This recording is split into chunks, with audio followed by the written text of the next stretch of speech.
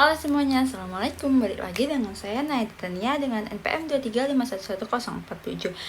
Di sini saya dari kelas manajemen B sore tingkat 3 semester 5 dengan mata kuliah studi kelayakan bisnis. Di sini saya akan membahas tentang bab 3 mengenai langkah-langkah studi kelayakan bisnis.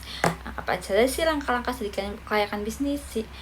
Kita lihat penjelasannya. Selanjutnya kita membahas yang A, yaitu tahap studi kelayakan bisnis. Studi kelayakan bisnis merupakan metode ilmiah. Nah, salah satu syarat metode ilmiah ini adalah harus sistematis. Nah, penyusunan studi kelayakan bisnis ini sebagai salah satu metode ilmiah yang pada umumnya meliputi beberapa langkah kegiatan. Yang A yaitu penemuan ide bisnis. Yang kedua, melakukan studi pendahuluan. Yang ketiga, yang C yaitu membuat desain studi kelayakan. Yang D yaitu pengumpulan data. Yang E yaitu analisis dan interpretasi data. Yang F yaitu menarik kesimpulan. Yang G yaitu membuat rekomendasi. Yang H penyusunan laporan studi kelayakan bisnis. Yang E yaitu pelaksanaan bisnis. Rencana bisnis atau business plan adalah dokumen tertulis yang mendeskripsikan masa depan bisnis yang akan mau dimulai. Nah, rencana ini meliputi apa, bagaimana, kapan, siapa, dan mengapa sebuah bisnis ini dijalankan.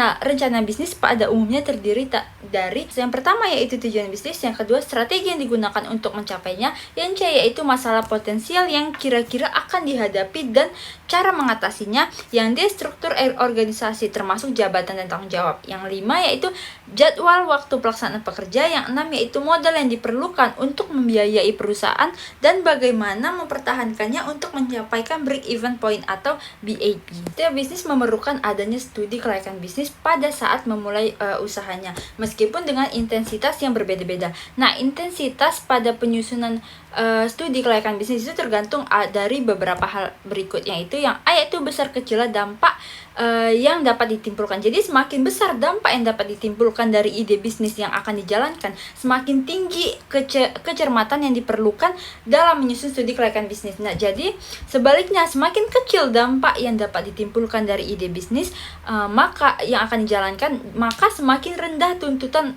akan kecermatan dalam menyusun studi kelayakan bisnis. Contohnya yaitu studi kelayakan bisnis yang dilakukan PLTN atau nuklir versus PLTP. Nah, yang B besar kecilnya tingkat kepastian bisnis.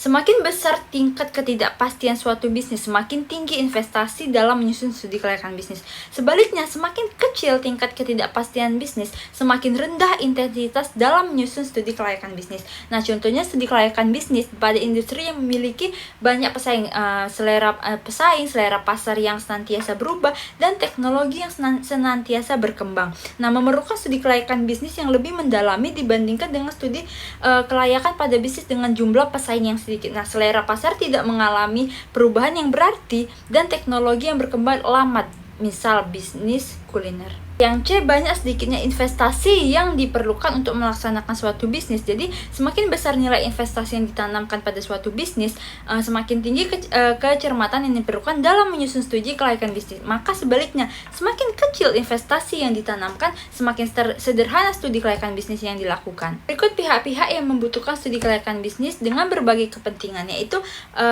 pelaku bisnis atau manajemen perusahaan sebagai dasar dalam mengambil keputusan untuk melanjutkan ide bisnis atau tidak. Nah, jika dalam studi kelayakan bisnis dinyatakan dinyatakan layak, maka ide bisnis ini akan dapat dijalankan. Segitu saja yang dapat saya sampaikan. Lebih dan kurang saya mohon maaf.